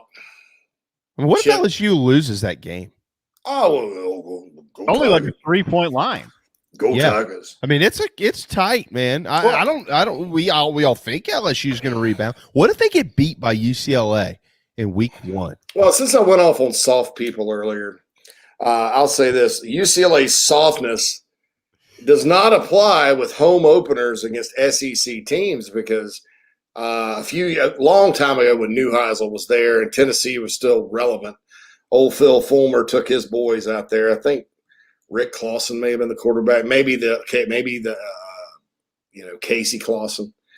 And Neuheisel knocked them off 27-24 in the Rose Bowl.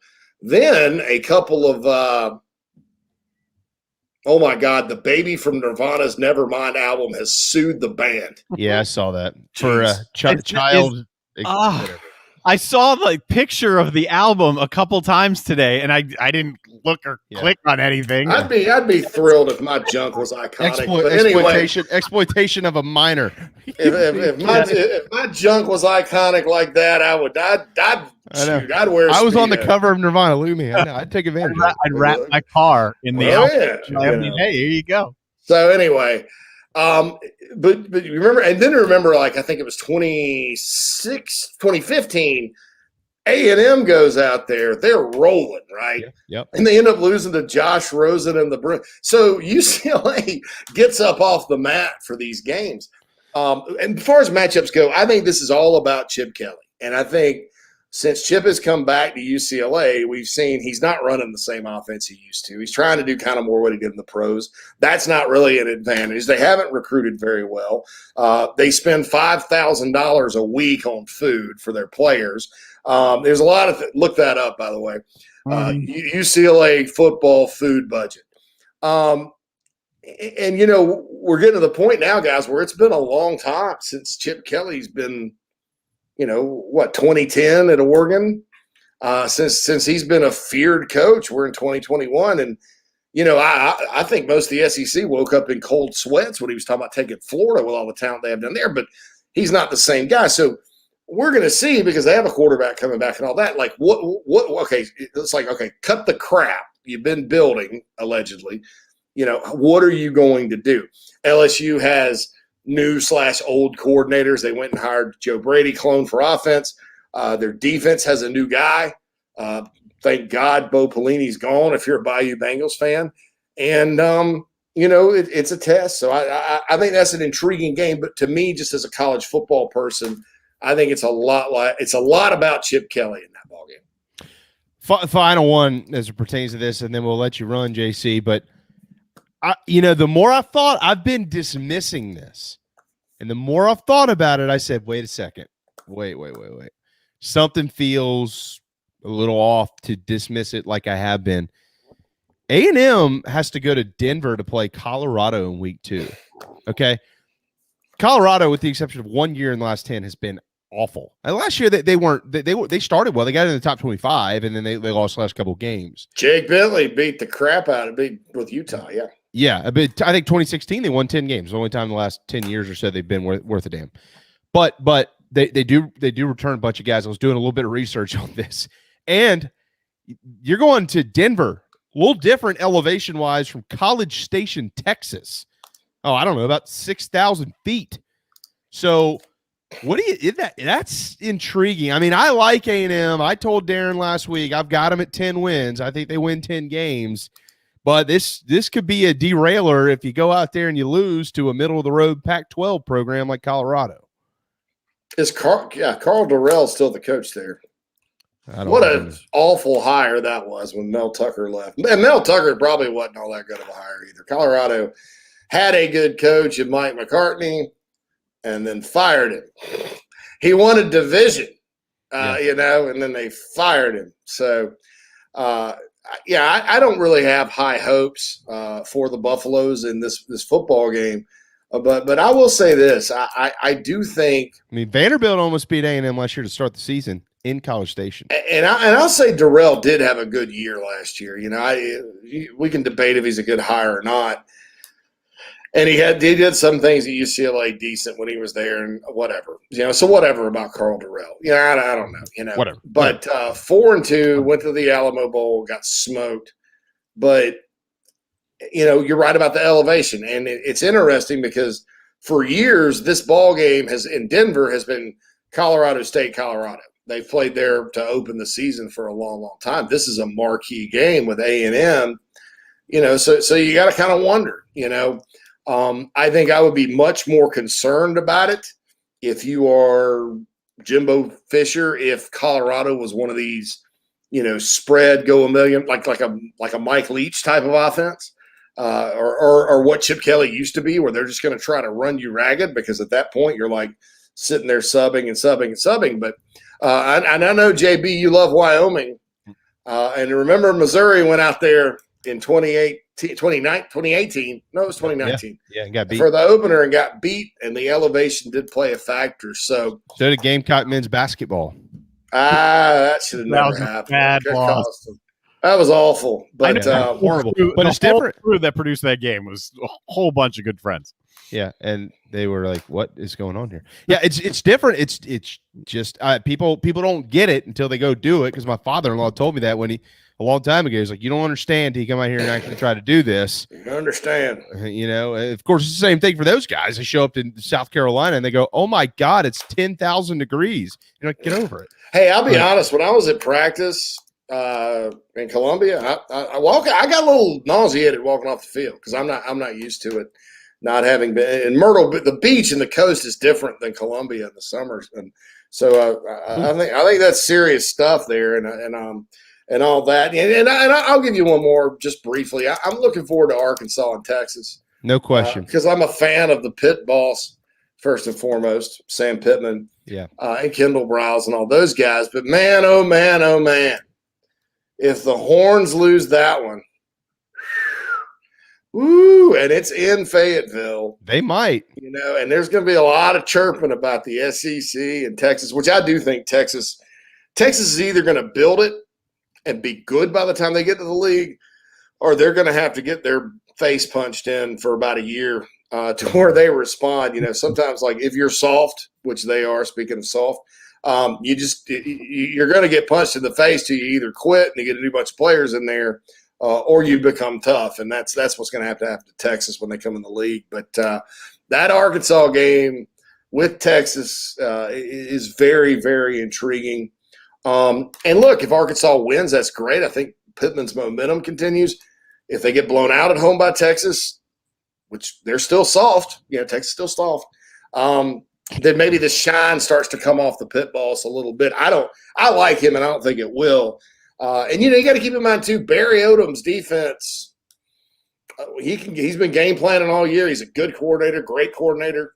Going up against Sark, that's a pretty good chess match for that football game. Yeah, there's with Arkansas, there's a good chance they could start the year 2-4. Why do I say that? Texas A&M, which by the way, that game will be played in Arlington, at Georgia, at Ole Miss, and then the back half they got to go to LSU and Alabama. So the goal for Arkansas to get above 500, probably to try to win one of those four that I mentioned. JC, we're going to let you run on that note, my friend. Next week, can't wait. We'll be talking about the game itself, South Carolina and Eastern Illinois. The season is almost back, and we'll be tuned into the BigSpur.com as we always are for all of our news to get us ready. Hopefully, an announcement on the starting quarterback will be out in the next 48 hours or so, and we'll be certainly searching for that. Thanks, brother. All right, guys, be good now. There you go, JC Shurburtt, owner of the BigSpur.com. Tell you what, Darren, if you want to skip through the break, we'll skip through it. And speaking of Texas, this guy isn't soft. He just lives in a state that JC thinks might be a little, at least where the University of Texas is. Keith Allsep, host of the Locked on the Gamecocks podcast, at 1:34 on this Wednesday afternoon, part 9 of our series. It's time for Carolina football. What's up, man? Hey, guys. How's it going today? So what we're going to do is we do have some Gamecock stuff we want to get to with you, but we got to that conversation late with JC, and we'll just extend it with you. I mean, you know other teams in the SEC besides South Carolina, don't you? A little bit, yeah. You know a little bit about that, right? Just a tad? Yeah. Okay. Yeah, so can I just say coffee is for closers. The Football Alliance is for wimps. Okay? Oh, I thought you were going to say oh, wimp. my God, let's form an alliance against the big bad wolf. It's the SEC so we can screw ourselves out of actually getting in the college football playoff. How would they screw themselves from getting in the playoff? That makes no sense. Dude, they don't want to go to 12 teams. They want to table it. They want to, No, they do. They run out on the big bad wolf. They want to try to build a big brick house, but Greg Sankey is just going to huff and puff and continue to blow their house down. No, they want more. Nation. They want a bigger playoff. They just don't want it happening solely under ESPN's control. Of course, the Pac-12 wants the thing to expand. Of course, the ACC wants it to expand. Big Ten's getting in either way, but it benefits everybody. They want it to expand. They just don't want one group of people dictating how it does that. Guess what, though? That's the 4 biggest letters in college sports. And I would suggest the alliance, according to my dad, Carl Allsep, who used to tell me, wish in one hand and poop in the other one and see which one fills up the quickest. I bet he didn't say poop, did he? No, he didn't. Yeah, Sankey has already spoken on some of this today. Here's his quote. Some of it surprised me. Do I take offense? No. The words trust and communication and collaboration were there a lot, but I've yet to have any of those 3 conferences say to me, well, I wouldn't do the same thing you did if the same opportunity materialized. The reality is we were attractive because of the great progress made by our campuses. So yes, which is exactly why the other 3 are doing what they're doing. It makes sense. So SEC homer people, you two and everybody else, just understand that it's for the good and it's not to just be laughed at, and it makes sense. That's all. It's not trying to chop down the SEC. It's just trying to move forward together. That's it. I also love this statement, though, from Greg Sankey. He said, quote, I thought one of the more curious statements was the ability to talk to TV partners about reducing conference games to provide more interesting TV matchups. It was per the alliance. Quote, in the Southeastern Conference, every week is an interesting matchup. Not true. End quote. I mean, dude, that's not true. The numbers say that Georgia that's not Tech true. And the Beavers. Who's down for that? Georgia Tech and Oregon State. It's not about that. I want to, It's Mackenzie. not about that. I want to ask Mackenzie, how did the SEC how did they screw the Big 12? What did Greg Sankey do? He did nothing. He picked up the phone. That's all he did. The SEC Texas didn't and screw the Big Oklahoma 12. screwed the Big 12, just like they screwed Nebraska to the Big 10 and Texas A&M and Missouri to the SEC by going behind the other members' backs in their league and forming a media rights deal and the Longhorn Network to say, we get half of the TV revenue because we're the big dogs. The rest of you are just should be grateful to get the droppings off of our table. So understand That's what Texas and Oklahoma said. Yeah, Texas and Oklahoma did this to the Big 12. I agree with that. Yeah. And this was going to happen whether they went SEC or not. Now they're going SEC. The problem is the point of this alliance, while Greg Sankey can sit there all he wants and say, I've never approached anybody else. First of all, I don't believe that. Second of all, he's a fantastic commissioner. We know this. He would be dropping the ball if he isn't exploring at least the possibility. So this portion is basically saying, listen, you've already done this. Good for you. Now let's make sure we move together in the same direction, as opposed to the possibility that absolutely exists that the SEC is not done. They're probably done, but we don't know that for sure. Because what if another school picks up the phone and calls the SEC? That could happen. Then what? You don't know. Yeah, you don't know. So the point of this is saying, listen, but to be fair, we also don't know that Greg Sankey is out recruiting other teams. Nobody can prove that. Nobody can prove I don't believe for a second that Greg either. Sankey initiated contact with I didn't say that. Oklahoma. I didn't say that. No, I know you didn't say that. I said he'd be crazy to not at least explore the possibility. Look at the giant we've built. Just how big can we make this thing, right? I mean, if he's the type of leader that thinks years ahead of a lot of other people in similar positions. So if that's his mindset, which it is, he'd be nuts to not explore the possibility. And then whether or not it happens, who knows? But you got to be ready if you're not a part of that, which these guys are not. You got to be ready to say, if that happens, then what? That's what this is about. This is about moving forward. This is about, look, ESPN, of course, they're going to be involved in the playoff. They'll be more heavily involved than other networks if those other networks get involved. But these guys don't want the ESPN solely controlling it because they are far more in bed with the SEC, and it's not close, than any other conference. Yeah. Well, I mean, how many national championships has those other three conferences won combined in the last 20 years versus how many has the SEC won? Yeah, There's a reason why ESPN and Disney and ABC, which is under the same umbrella, is in bed with the SEC because it is by far, unquestionably, the top all sports conference and particularly the top college football conference in America, and it's not even close. Yes, the ACC is Clemson and the 13 dwarfs. Okay. The Big Ten has Ohio State, who rode their third-team quarterback in a South Carolina 2017-like run to the Final Four in men's basketball to that national championship. No doubt about it. The Pac-12, well, do they really play football? I don't think they do. And so, who's it really helping? If they want to push this thing out, look, get the house built, get 12 teams in starting in 23, and let's go with this thing. But, Greg Sankey is playing three-dimensional chess, and the rest of these commissioners are playing checkers.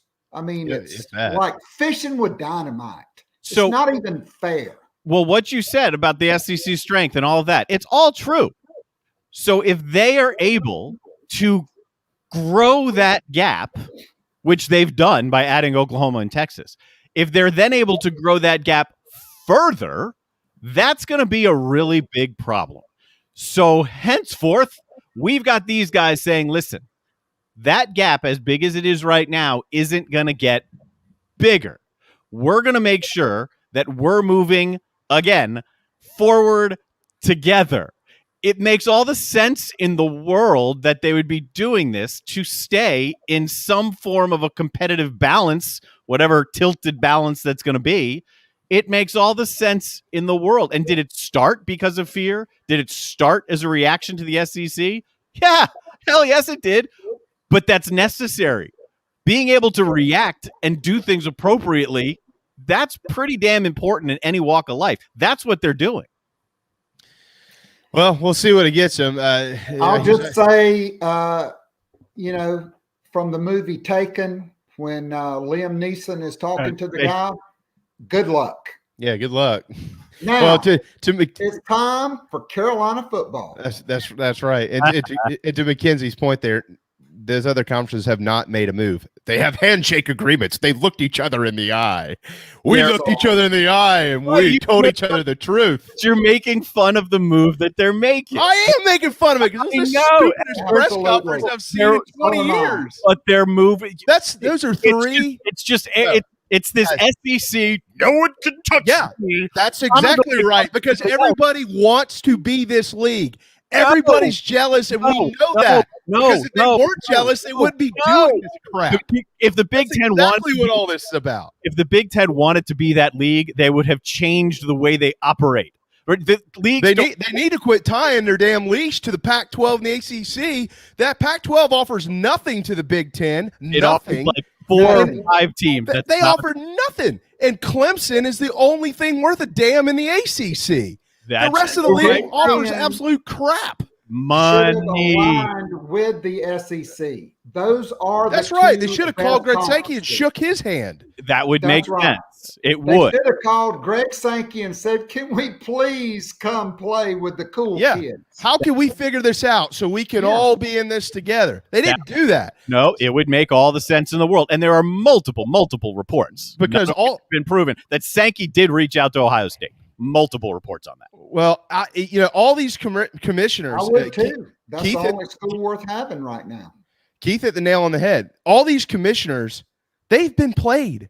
The new guy in the Pac-12 might be brilliantly smart, but he's a freshman. He just got his ass whipped. The guy in the Big Ten who runs the Big Ten, he should be hiding in a closet somewhere. He almost shut down college football last year. Jim Phillips is brand new. I respect Jim Phillips. I think he's going to be a hell of a commissioner for the ACC, but he ain't Greg Sankey yet.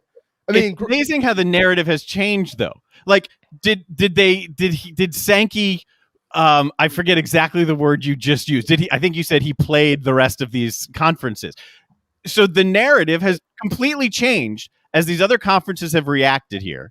The narrative has gone from even some within the SEC. Old school football fan. Oh my God, I hate where the game is going. This is what's happening. Now it's, oh, see, we're big and bad. And if you do something, you can't touch us. They're not trying to knock your legs off.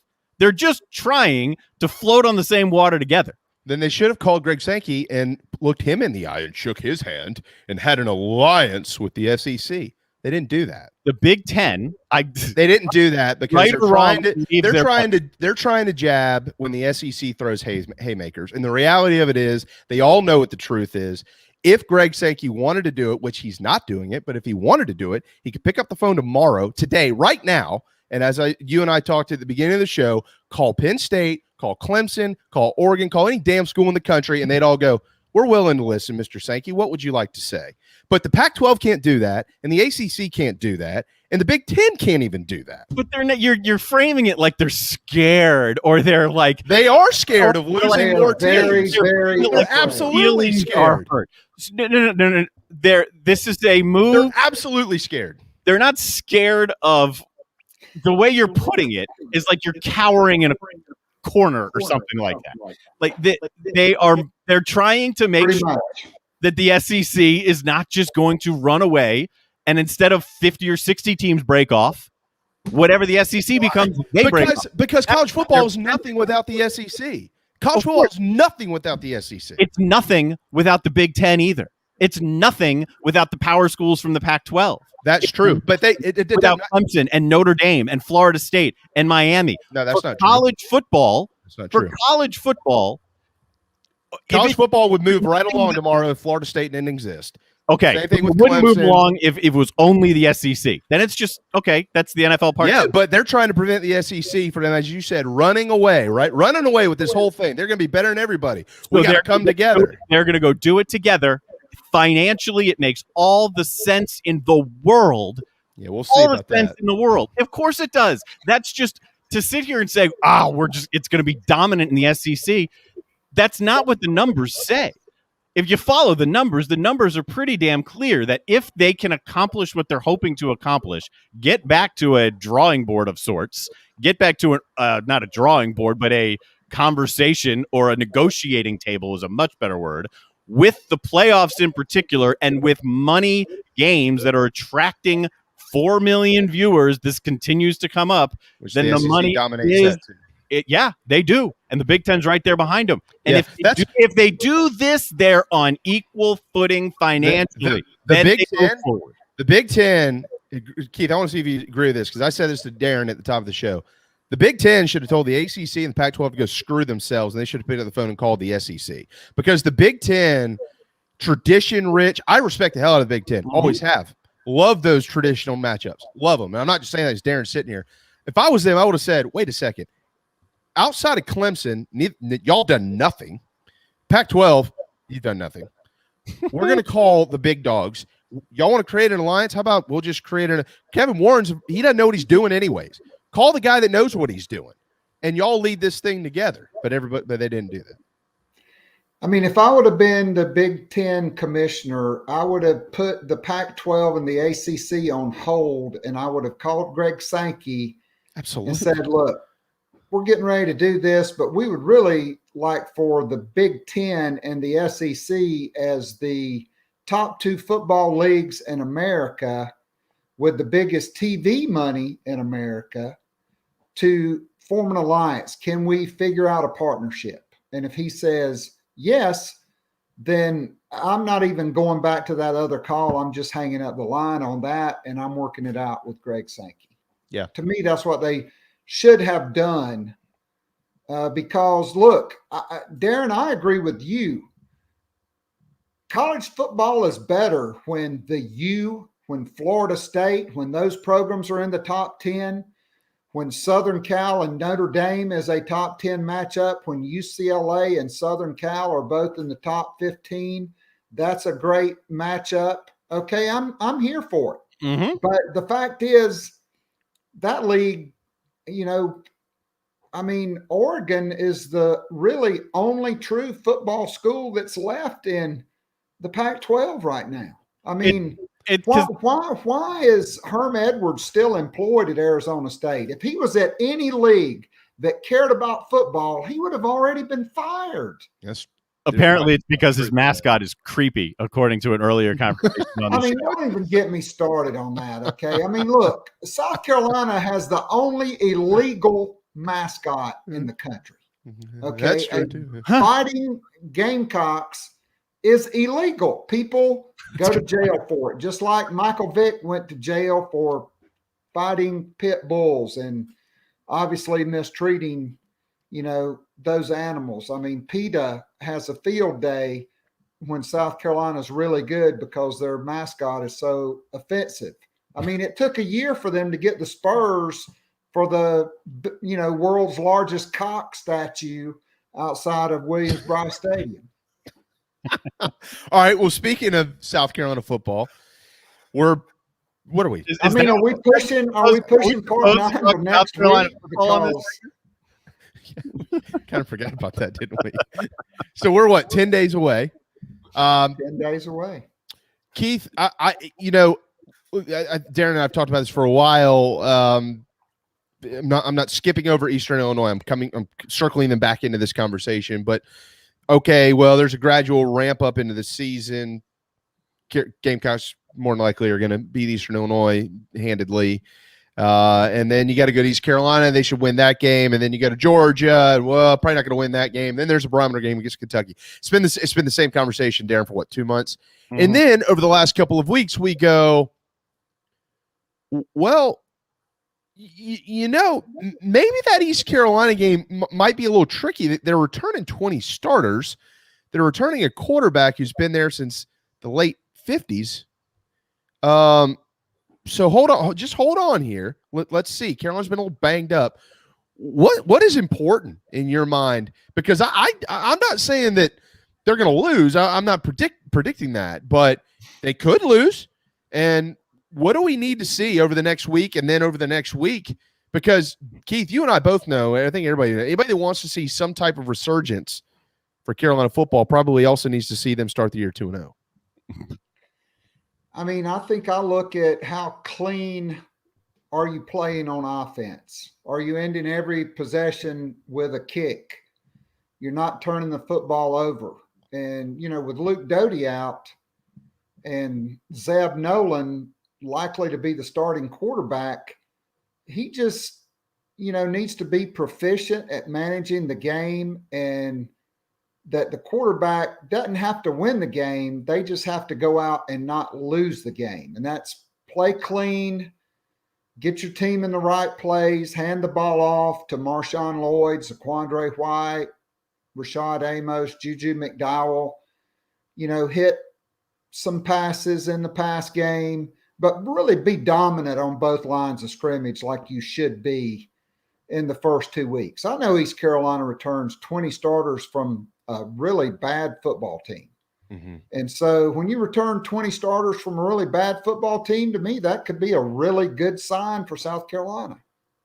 You know, I was actually about to ask another question on quarterbacks, but I'll pop this one in here from a couple of listeners. Jim and Crystal, looks like a family. Welcome to the show. How did our QB room get to where it is? We had highly rated guys that came in. Was there no development? How would you answer that? I would say nobody could have predicted the fall of Ryan Helinski after his freshman year, right? You had Will Muschamp, had Ryan Helinski, Luke Doty, and Colton Gauthier, who, you know, now two staffs are very high on his ability. And so that should have been three really good quarterbacks stacked back to back to back. And, you know, obviously number one is what happened to Ryan Helinski during the pandemic and then his subsequent transfer out of the program and then not being able to get Luke Doty to the first scrimmage healthy. I mean, I think that's a fair question to ask. I know I've said it before. Nobody's asked Shane Beamer. He said yesterday he's the bad guy with the whistle. What happened to the whistle on that play when Luke Doty got hurt? Because I hadn't seen in the news of anybody else's quarterback being out before the first scrimmage. I mean, I just think it's a fair question. And so to me, that's why you're in the position you're in, is because Ryan Helinski, you know, some bad things happened with him. He transferred out, and then Luke Doty has been in a cast until Sunday, and now he's in a walking boot on crutches. And you had a Division III guy that you brought in who cannot master the offense, and so you rolled Zeb Nolan out. And old Zeb, you know, look, he was playing an FCS playoff game in April. Jason Brown hadn't played in a game since 2019, and that was Division III. And so I think, to me, that's at least my answer to that question. Well, you know, and I think too, look, I get it. And Ryan Helinski's a good kid, man, and his family, what they've been through, they've been through a lot, and they've changed a lot of lives because of what they've been through. So that is a conversation that is important to humanity, and it should be set on the side of the conversation about his performance as a football player. You got to be able to separate those two when you talk about what happened to him at South Carolina. What happened to him at South Carolina, in my understanding, was his commitment to football. I mean, you know, I'm just going to be blunt about it. And I don't know if that was influenced by the coaching staff. I don't know if that was influenced by anything else. I don't have that answer. But I do know that there were a lot of days where Ryan Helinski wasn't there. And they were going, well, Ryan's not at practice today. This is okay. So that's all. That's the extent that I know. But and Keith, we do know this, though, as it pertains to this situation. If you want to be a quarterback in the SEC, you got to be there.